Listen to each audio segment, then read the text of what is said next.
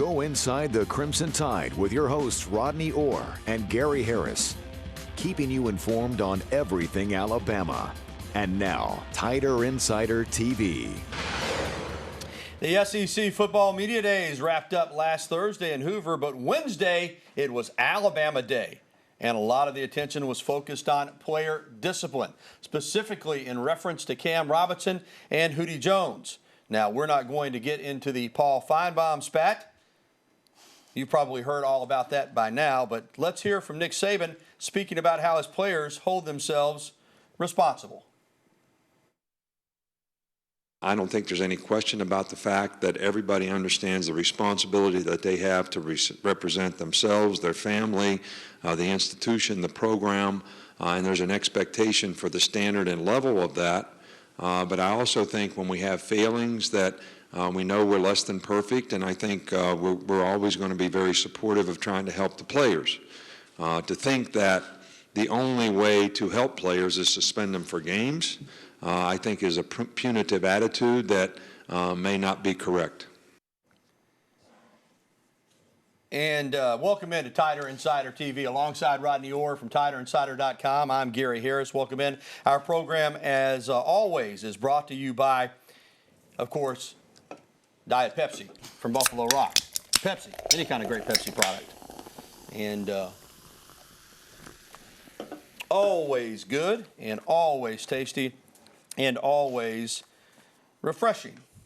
So we're going to talk about Alphonse Taylor, Rodney. Let's go there, because to be honest with you, I'm a little bit lost. But we're going to go to Alphonse Taylor, who less than a week after SEC Media Days in Hoover, he was handed down a suspension after getting arrested for driving under the influence this weekend. Saban announced an indefinite suspension on yesterday. So let's talk about this, Rod. And regardless, because it's getting plenty of attention, not just here, but also around the country.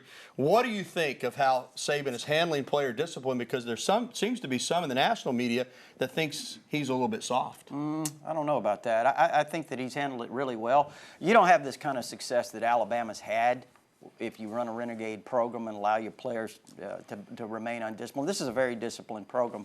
He may not handle it exactly the way some of the media might expect him to, but Gary, I think when Coach Saban handles an issue, he handles it in the best interest of the player.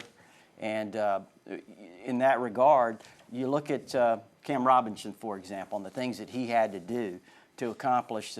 He had to go through several programs, whether it be the Bradford program for drug awareness, gun safety program, ride along with police officers. The charges were dropped, by the way, so whether or not he's suspended, we still don't know that. But according to Coach Saban, if he completes all the in-house stuff that he has to do, then he has an opportunity to play. We know that Alphonse Taylor now is indefinitely suspended, and that's a very difficult situation. When you talk about what he did, it's very disappointing for several reasons, several fronts. First of all, personally, he put himself at risk, and he put others at risk. And then he made even a further bad judgment when he left the scene of the accident. So those things, considering he's a senior, he's been in this program where they've had a lot of programs that have, been devoted to helping players make good decisions, right choices. I think that's really disappointing. But I also think it's disappointing as a player because he's a senior, and this team needs leadership. And you count on guys like Alphonse Taylor to provide that. It doesn't mean that he can't bounce back and do something very positive, but where it is right now, it's disappointing. Yeah, it is. And, of course, there is Alphonse there, fifth-year senior. As you said, we saw some video of Cam Robinson and Hootie Jones earlier. I guess what some folks are saying that Robinson, who even though, or Taylor, I should say, even though he started 15 games last year, was running second team in the spring, he gets a suspension. Cam Robinson, who's a preseason first-team All-SEC tackle and All-American, doesn't get a suspension. Well, again, I think you have to look at each situation individually. And I'm willing to bet that most of us in the media don't have all the facts on the camera. Obviously, we don't. The charges were dropped again. And I don't think you just suspend a guy from playing without, the things to do that in terms of, what does he deserve that discipline? And I just think that if Coach Saban decides not to suspend Cam Robinson, then from any game competition, then that's his decision. And as you said, charges were dropped, of course, against Robinson and Hootie Jones. Well, still to come on Tider Insider Television, the Tide picks up a 4-star commitment right in Arkansas's backyard. Plus, could kickoffs in college football become a thing of the past in the very near future? We'll discuss. And coming up, we'll be welcoming your phone calls, emails, and tweets. Again, the information right there on your screen on how you can interact with us at 205-348-WVUA. That's 348-9882. Or you can email us, or you can tweet at us using the hashtag TITV. We'll be right back with the show that takes you inside the Crimson Tide. The one, the only, Tider Insider TV will return right after this. The SEC media got to vote on all conference teams. 13 Crimson Tide players made the list, 5 on offense, 6 on defense, 2 on special teams. On O, Alabama had Calvin Ridley, O.J. Howard, and Cam Robinson all made the first-team squad. Shane Taylor, mentioned previously, was named to the second-team All-SEC squad by the media, and Ross Pierce-Baker made the third team. Adam Griffith made the second team as the kicker. The defense was led by Jonathan Allen, Reuben Foster, and Eddie Jackson on the first team. Tim Williams and Mika Fitzpatrick were named to the second team, while Marlon Humphrey made the third-team squad, and J.K. Scott was the All-SEC first-team punter. And welcome back to TITV, presented by Buffalo Rock. So a lot of talent on the current Crimson Tide roster, Rodney, that's for sure. But Nick Saban and his recruiting staff, well, they just continue to build on that 2017 class. Alabama added a commitment from Fayetteville, Arkansas, defensive lineman Akil Byers. He's a 4-star defensive tackle. He's kind of that new range tackle, 6'2", 6'3", 6'4", in that range, up to about 280 pounds, but real fast and real athletic. Yeah, very athletic. When you look at Akil Byers just a couple of years ago when he was a sophomore in high school, Gary, he was a running back. There, look how quick he was in the backfield. But he was a running back, tight end. And last year, he gained weight, was up to 265. That's what he played at as a junior. Had 69 tackles, 3 sacks. And, you know, this guy's just really starting to find himself. He's young. He's a guy that really hasn't touched weights in his entire high school career. And when you look at a guy at 6'2", 280, with his athletic ability and the potential he has once he gets in a program like Alabama's, a strength and conditioning, as well as the nutrition program, this guy can be a dominant player. Yeah, defensive lineman, you got to have them, and you got to keep recruiting them every year. They're the key to playing good defense in the Southeastern Conference. Well, how would the national championship game against Clemson have ended if there were no kickoffs? Alabama had a kickoff return for a touchdown by Kenyon Drake and a game-changing onside kick to edge the Tigers 45-40. But kickoffs may be no more in college football in the future. Dennis Dodd of CBS Sports reporting that the NCAA and American Football Coaches Association considering the idea of banning kickoffs for player safety reasons. Now, the earliest that could happen is 2018, Rodney, but I talked about it on my radio show this morning. Fans are completely against it, but liability is an issue, player safety is an issue. This is something that isn't just idle chatter. I mean, this could happen. Yeah. Yeah, I mean, you know, again, as a fan, you certainly would hate it. I mean, you take away some of the more exciting plays in a game. Strategy, as you said. I mean, the onside kick, as you mentioned, was certainly great strategy. But, you know, again, you also have to look at the other side of it and the injury, the risks there. And I know that people that have followed football all their lives really don't like this, but, you know, it may be something that is the best for the game, for the players. Well, we'll see. I'm for keeping the kickoffs in. I just am. And, I mean, I know you're running full speed. There's a lot of head-on collisions. There's more risk for injury. I do think that's probably the truth. But there's risk for injury on every play regardless. It's part of the game. It's unfortunate, but it happens. You take out kickoffs, and you're changing the way the game is played. And in my opinion, you're hurting the underdogs because there's a lot of times where teams find ways to win games in the kicking game. If you're just lining up and playing defense and offense all the time, I think it'd be much tougher for underdogs to win games. Well, here's the thing. I don't know. Have you seen any statistics on the injuries in terms of, you know, kickoffs? I mean, have they come up with any kind of I think they're saying they've got some data that supports that it's more people are hurt on kickoffs. But at the same time, I haven't read it myself. I read that that's what they're saying. But they've got a couple years to study it. I hope that they can keep them in because if you start with taking away kickoffs, then you're going to take away punts. I mean, where does it end? Yeah. Eventually, you take away, you can't blindside the quarterback. I mean, and then you're playing tag football, right. 7-on-7 style. So I'm not for it, but it is being discussed, and it's being seriously discussed. Well, coming up next on Tider Insider TV, former Alabama fullback Lauron Mlan is hoping to maybe get one more shot in the NFL, but if he doesn't, he says he's okay with that too. We'll hear from the two-time All-Pro when we come back. Plus, we'll be welcoming your phone calls, emails, and tweets. You see the information again there on your screen. 205-348-WVUA is the number, 348-9882. Or you can email us at TITV@WVUA23.com. We'll be back with more TITV right after this. Former Crimson Tide fullback Lauron Mlan was back in Tuscaloosa for his annual football skills and safety camp at American Christian Academy this past Saturday. The former two-time Pro Bowler and All-Pro played in the NFL for 7 seasons, many of them with the Baltimore Ravens, but he hasn't played in the league since 2013. And he understands where he's at, but he says if he gets one more opportunity, he'll try to take advantage of it. This whole month, I'm going to be training.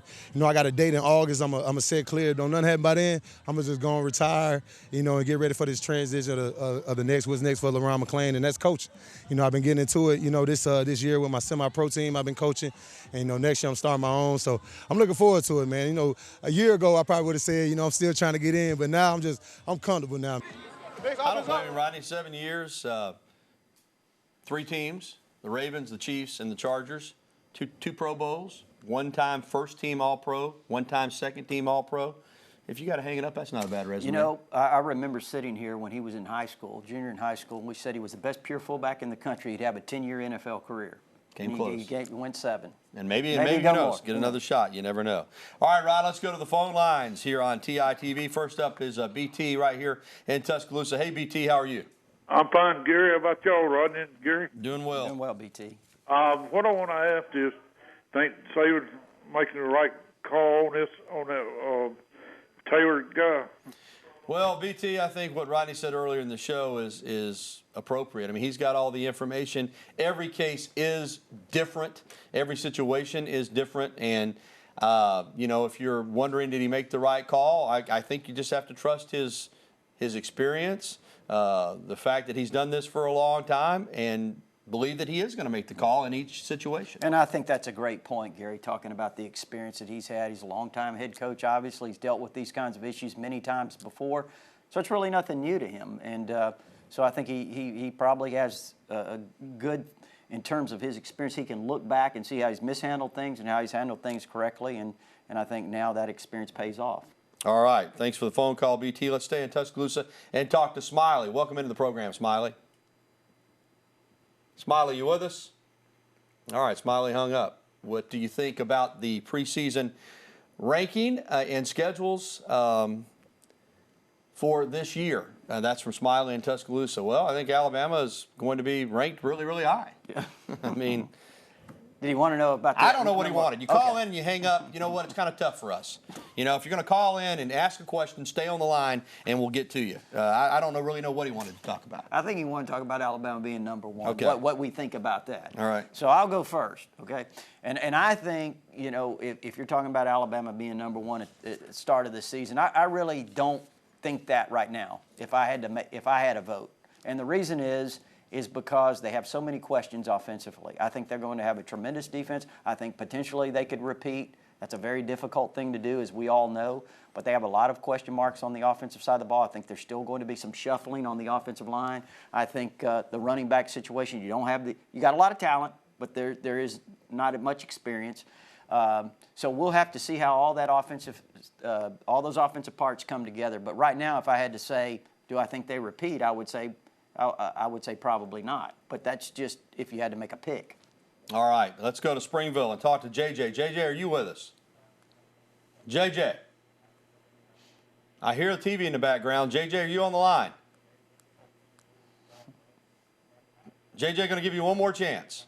All right, maybe we're having some phone issues. Yeah, I know he called in wanting to know about Lane Kiffin and his impact on the program, the positives and negatives surrounding Lane Kiffin as the offensive coordinator at Alabama. Well, let's stick to the positives. I think when you look at Lane Kiffin, obviously he does a great job calling plays. And I've always said this, you know, when Alabama first hired him, I think it was, you know, among some fans, maybe it was a little bit controversial.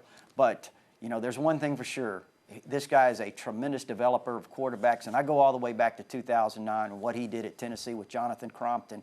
I mean, he did a fabulous job turning a guy around who had been an utter debacle up to that point. And then You look at what he's done here the last couple of years, Gary, with Blake Sims. I mean, that was a tough task, having to take a guy that had played several different positions in his 5th year. And, you know, Blake obviously did a tremendous job, and they had Amari Cooper. But I think what you saw Lane Kiffin do was get the most out of his players. And then last year come back with, you know, again, an unsettled quarterback situation. He really, I think, helped Jake Coker come along as the season progressed and learned to go in back to his bell cow, Derrick Henry, so that play calling was really good. And then in the championship game, I thought he did a masterful job in the 4th quarter calling some of those plays. So, again, I just think that his play calling, his quarterback development is probably second to none. Yeah, it's been unbelievable, that's for sure. Well, still to come, the Alabama baseball team gets a boost with a player that chose to return instead of going on to professional baseball. And more of your phone calls, emails, and tweets. And I'm told we have phone lines open right now. So if you want to get through, give us a call at 205-348-9882. You can get through now. And if you get through, why don't you hang on the line so we can actually talk to you when we get back with the program. We'll take you to more phone calls, emails, and tweets when we return to TITV right here on WVUA 23. Greg Goff is busy recruiting for Alabama, but perhaps the biggest impact on his first team will come in the form of a player who's been with the Tide for 3 years. Nick Eichholz chose to return to the Crimson Tide instead of signing with the Miami Marlins. Now, he was a 13th round pick. That would have been pretty good bonus money, but he's coming back. And that gives Alabama 2 of their 3 returning SEC weekend pitchers from a year ago. And Coach Goff also flipped a recruit in Connor Shamblin, a right-handed pitcher out of Lakeland, Tennessee, who was committed to Mississippi State. But yesterday he tweeted that he will play at Alabama instead. So nice pickup on the recruiting trail. Right now, Rodney, let's go back to the phone lines. CB is with us in Tuscaloosa. I know CB won't hang up that phone. What's up, man? I'm having nothing shaking but the break. Look, man, football is a tough game. And how many times have folks, me, you, everybody, we got to get there for kickoff, junior high school. Everything. We got to make the kickoff. Kickoffs is part of the game, man. A big part. Whose idea? I mean, I don't get it. Well, CB, I tell you, I'm with you. And I think it's a good spot, too, for players to get on the field when they first get to a program and they want to play. A lot of players do it through special teams. I think this is coming again from concern about liability. With the concussion issues, I think college football is concerned that if they are able to show a pattern, meaning people outside of football, that you're hurt more often on kickoffs, that there could be a class action lawsuit coming, things like that. Again, it's just in the discussion phase, but I hope they keep the kickoff. Yeah, and again, I have a hard time with that because you see quarterbacks getting blindsided. Punt return guys are unprotected back there. I mean, you could start finding issues with several aspects of the game. Gary. It's a collision sport. I mean, that's just the reality of it. I mean, if you play, there's a chance you're going to get injured. That is just the reality. All right, let's go to Birmingham and talk to Bill. Bill, welcome into the program. Hey, guys, roll tide. Hey, Bill, what's up? All right, man. Tell me how the offensive line is shaping up and the running back from Tuscaloosa that's going to be starting. How is his health doing? Is he ready to go? All right, Bill, we'll start with Bo Scarborough. You're talking about him health-wise. I hear he's probably as healthy as he's been at any point in his high school or college career. And he looked really good at about 240 pounds. He even lost some weight now. I think he was down to 230 in the spring or whatever. We know his talent. This guy is physically gifted as anybody that's been through here. You just have to hope, again, that he stays healthy. He's had those 2 knee injuries, and so you certainly need him to stay healthy. As far as the offensive line. Work in progress a little bit? Well, yeah, I guess you could say that, sure. You're talking about Cam Robinson's back. He's certainly one of the premier left tackles in the country. Ross Pierce-Baker moved. We know about that move from guard to center after starting 15 games. And then you've got Lester Cotton, who ended the spring at left guard, number 1. And then we talked about the right guard spot, mainly with Shank Taylor battling redshirt freshman Brandon Kennedy for that spot. And then Jonah Williams, a true freshman from California, had a grasp of that right tackle spot at the end of spring. Now, with all that said, I wouldn't be surprised if we see some more experimentation to make sure they get the best 5 guys in the right spots for them.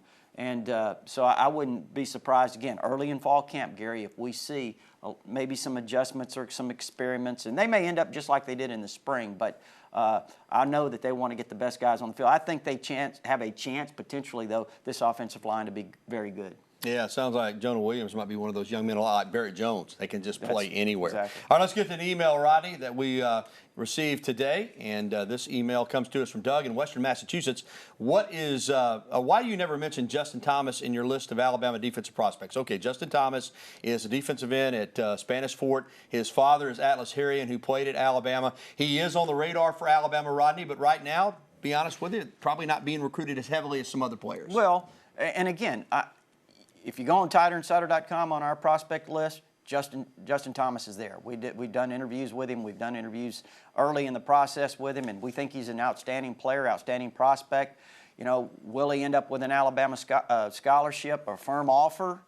You know, that's not my decision, certainly, but it would not surprise me if he had a really good senior year. That's a possibility because Alabama really needs top-notch defensive linemen. He's one to keep an eye on, no doubt about that. One more quick email before we get to the break, and let's go to it right now. It is from Gary and Helena. Is there a lack of internal leadership among this team? I don't get that sense, Gary. I think it's hard to tell at this point, but Jonathan Allen, who's been around here for a long time at SEC Media Days, said he felt great about the leadership. Yeah, I think so, Gary. It is early, like you said. I think that leadership, you start seeing it develop in the spring a little bit, but it really starts picking up steam in fall camp or throughout the summer and in fall camp, and we'll see how it all goes. But, you know, guys like Dalvin Tomlinson, O.J. Howard, I still think that Cam Robinson has been a leader here ever since, you know, he basically got here. The things he did as a true freshman, I know he had the issue earlier this summer, Gary, but I think he's going to use that as a positive. All right, thanks for the phone calls and the emails. We'll be back to wrap up TITV right after this. And it's taking over America. Why? I don't know.